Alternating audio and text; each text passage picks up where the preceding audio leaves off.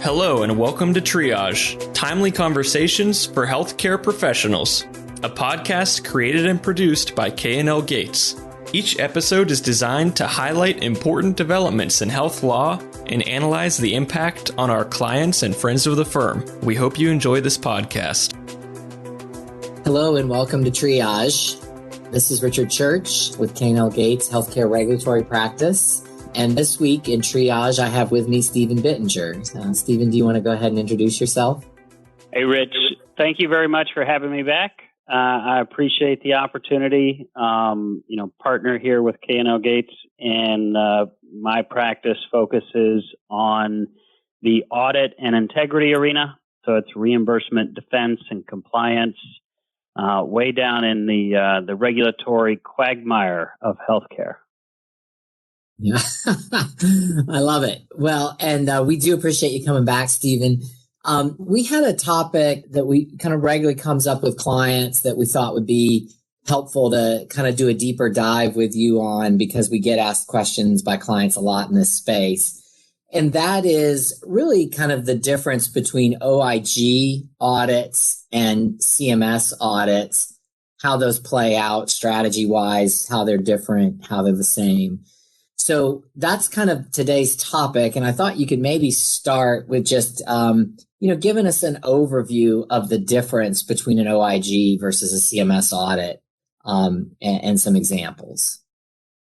Yeah, absolutely. So that's a really good topic, predominantly from a provider perspective, because I do think there's a lot of confusion out there regarding the scope of authority and processes and mechanical differences between, an OIG audit and CMS. While providers tend to know a lot more about CMS authority and processes, the general straw poll out there is that, the OIG is kind of this nebulous force that is watching over everybody. And really, HHS OIG is a little different animal than a lot of the other OIG offices.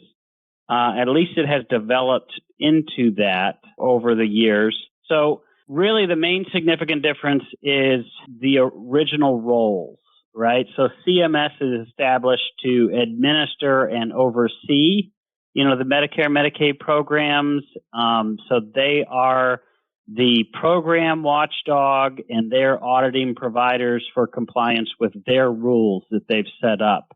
And OIG is actually the watchdog over CMS, right? Now, their authority is broad enough to include auditing participants in the programs to determine whether CMS is appropriately administering and watching over the program.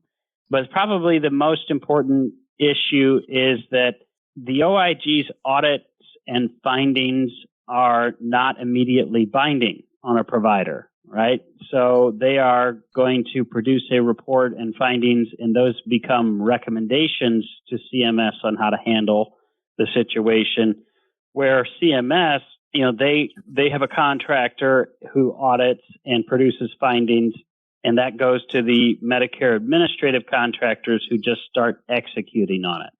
They implement a payment suspension or an extrapolated overpayment, and the legal mechanics just start rolling, and you can move on through the appeals process.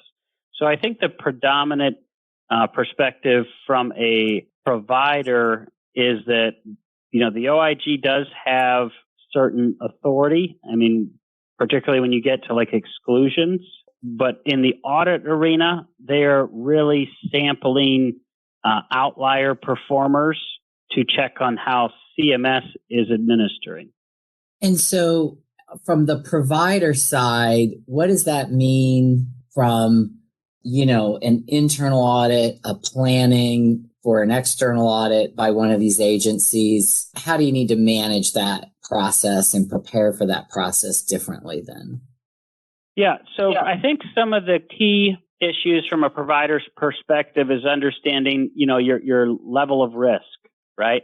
So depending on the type of audit, coming from CMS, if it's a RAC, right? RACs are error-based. They get a different set of investigations than a UPIC, the fraud, waste, and abuse auditor. So there's a lot more risk involved with a UPIC coming from CMS. I would put an OIG audit kind of in the UPIC level of risk category, right? The OIG does not have authority to immediately implement a payment suspension or some of the other UPIC mechanics. However, because they've got, exclusion authority, it's a pretty significant reach that they are going to determine in their analysis. And probably a lot of providers get confusion because both divisions of the agency are collaborating with the Department of Justice, and they both have similar goals. So I think that the most important tools for preparing for a provider for an OIG audit is to treat it with the type of care and concern that you would, a fraud, waste, and abuse level auditor. Okay. And I know one big difference is the public nature of the OIG findings. How do you counsel folks to, prepare for and or even just understanding that's probably an important distinction? Yeah, so that is a major distinction, right? So the OIG has, by law, been required to produce and publicly post on their website their reports. The process is that the OIG will give a draft report to the targeted provider that's under investigation, give them an opportunity to respond, and then, the OIG can revise their findings, but they are required to, publish both their findings, their final version, and the provider's response. And, from my position, it does depend somewhat on the type of provider, right? And it also depends on the issue. So if you are, a type of provider that the public's view is really important, right? Like, let's say you're a publicly traded company and you're involved, you're probably going to need to put everything you got into an OIG response to solidify your position so that it doesn't have secondary financial consequences.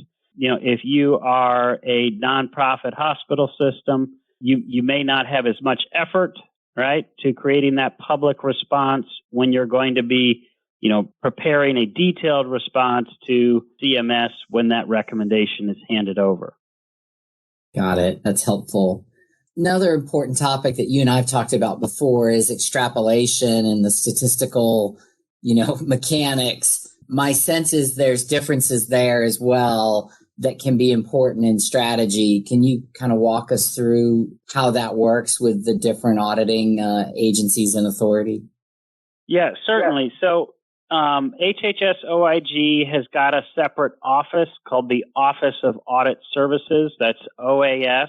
And I guess it's about a decade ago now, maybe a little longer. OAS developed a software program called RATstats, and the RATstats is basically a software program that does really two things. It helps an auditor determine the size of the sample set that needs to be taken. So they will put in basically the volume of the universe, and it'll tell you how many claims you need in your sample. And then once you have a positive or negative determinant of each of those samples, you put that into the software and it'll do the math on the extrapolation.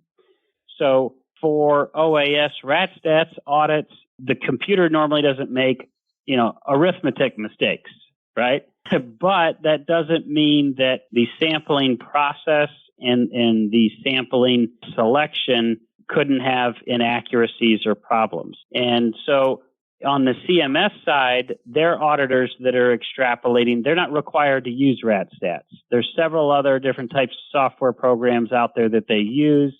They don't always follow that, even though RATstats has kind of become the gold standard in the industry. They are really governed by the Medicare Program Integrity Manual and the rules for extrapolation that are in there. And so basically CMS contracted auditors, they don't have to use that software. They have got their own set of guidelines.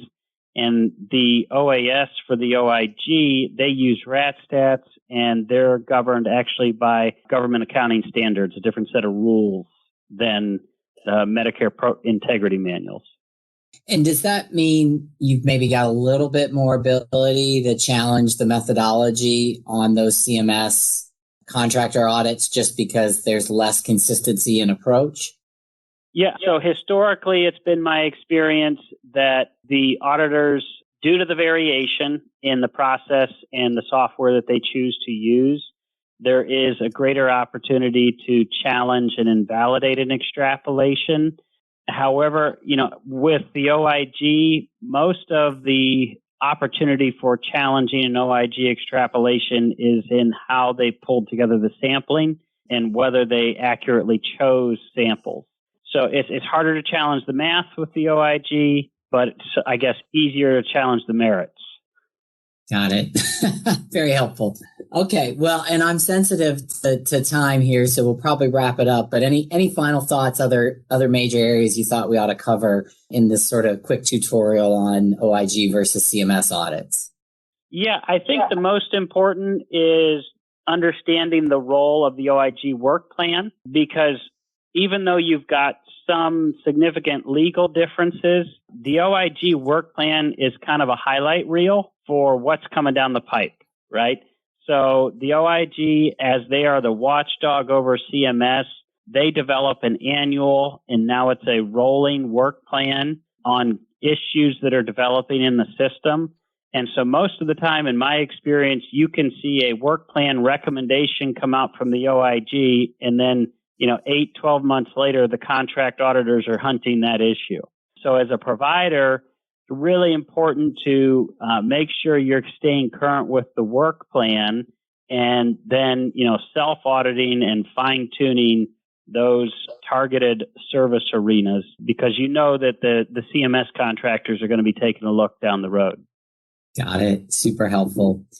Well, thanks again, Stephen, for coming in again to talk further on audit issues. And thanks to everyone for listening to this week's Triage. We look forward to being back next week.